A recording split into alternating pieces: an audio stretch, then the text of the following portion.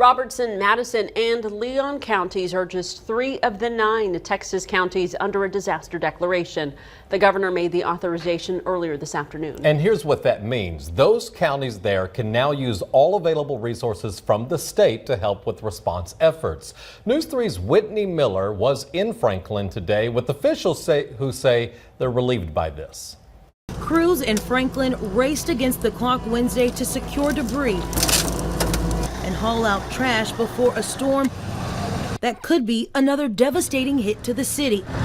In the midst of the rush, there was a glimmer of hope. The state has declared an emergency declaration. Word that Governor Abbott issued a disaster declaration for 9 counties after Saturday's severe weather. It's kind of taken some burden off my back. We're trying to work on how we're going to come up with the amount of money that it's going to take to keep this effort moving forward. Billy Huggins is the emergency manager. He says the state funding will pay for repairs to things like roads and buildings. That'll mean Franklin won't go bankrupt trying to get the city back up and running. Debris management, infrastructure, anything that the county government and the city governments had to do to try to put things back together and pick up. Huggins says the governor's declaration means the state suffered a minimum loss of $37 million. In Franklin alone, it's reached nearly $4 million.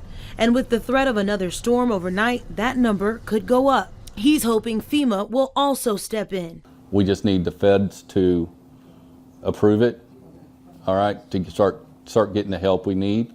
But if anything else happens, it's a compounding thing. He says if approved, it could take several months for federal assistance to kick in. In Franklin, Whitney Miller, News 3.